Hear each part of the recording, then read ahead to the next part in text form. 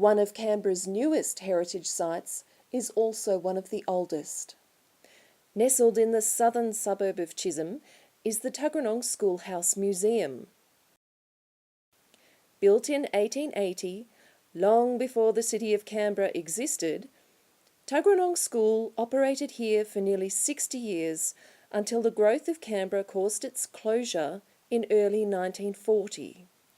Recently restored by the ACT government, the building now houses a large collection of furniture, clothing, photographs, and other artefacts that invoke the heritage of the building and the Tuggeranong area. The museum is operated by local historian and storyteller Elizabeth Burness. Elizabeth has spent the past 4 years researching the schoolhouse and the people who lived, worked and studied here. I asked Elizabeth about the layout of the building. Yes, it's quite a simple one really. We're in the classroom, one teacher classroom, and on the other side of that wall we have an attached 4-room cottage, and that was where the schoolmaster and family lived.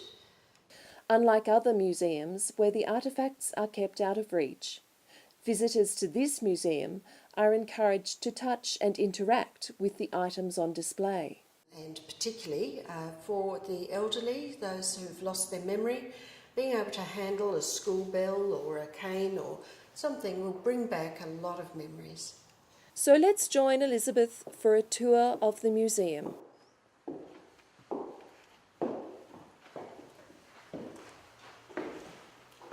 And here we have the one teacher classroom of Tuggeranong Schoolhouse Museum. It operated for 60 years. It could hold 40 children in this one room from all ages, from 15 down to 5, sometimes even younger. In the actual classroom, they tended often to have the older children, and some of those went right up to about the age of 15. They generally sat at the back, and the junior children sat at the front, and other in fact 40 children could have sat in here, one classroom for multi-levels. Included in the collection are a set of 10 books from the school's library.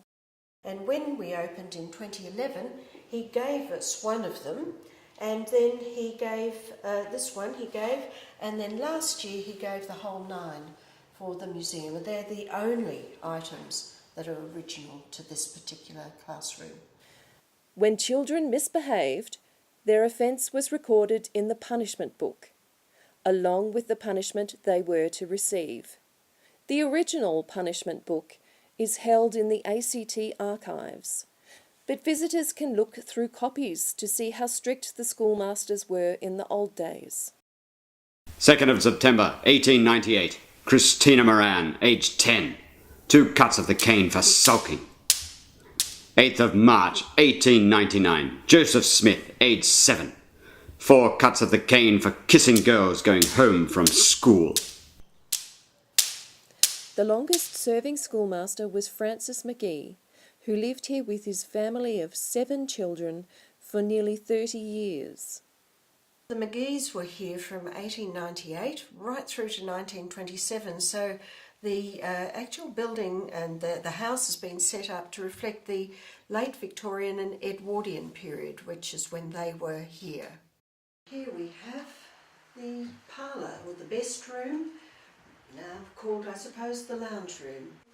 This is where the visitors would come to the schoolhouse, and no children were allowed in here.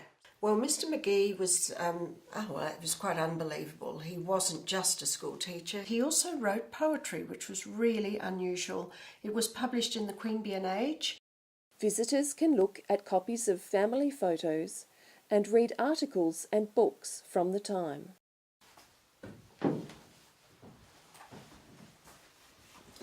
And here we have the main bedroom. This is a major room in the house, in that many children were born in this room for generations. And so, of course, you'll see only toddlers who are in cots, of course, and very small babies, but no other children were allowed to play in here. One of the children born in this room was the McGee's sixth child, James, who rose from his humble country origins to later become Professor of Applied Physics at Imperial College in London. Yes, Professor James McGee was quite a phenomenon. He attributes to his father his great love of science, and he did become a professor of nuclear physics and helped invent television, infrared photography and radar, amongst many other things. In fact, we have a 40-page booklet on his career in the classroom. Elizabeth continues with the tour of the house. And here we have the family room. Well, it was for everything really. It was the original kitchen because here the fire, open fire cooking is where all of the cooking was done. You've also got where the children were bathing in front of the fire, and you've even got where the washing up was done with such wonderful inventions as the soap saver. Mother would have done the sewing, and sometimes the granny would sit and come and help with the children, because this is the only room that the children were allowed to play in, do their homework at the kitchen table and generally amuse themselves. Here we have the children's bedroom. As you can see, 5 children shared a bed. There were no bunks, and in fact the toys are in here as well. The children in this household never had this number of toys. This is the new kitchen, which is pretty exciting, because before this room was built in 1899 with a room for the servant and a storage room. All the cooking had been done over open fires. It was an open fire here as well, but it was modern and new, and everything was in here for the mother, Mrs. McGee, to run the family.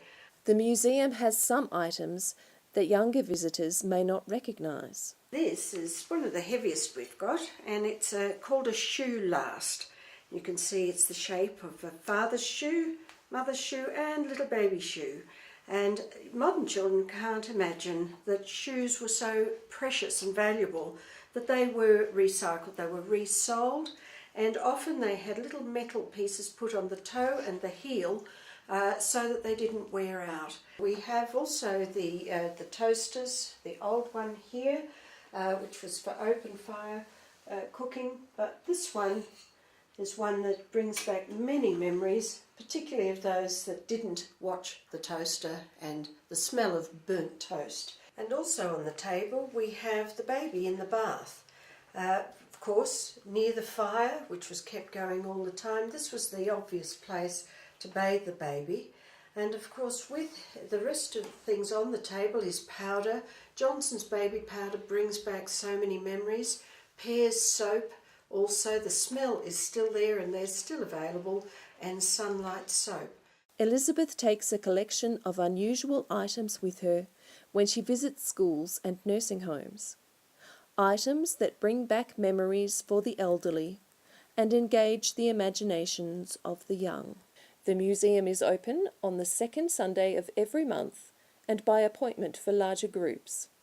Entry is by gold coin donation.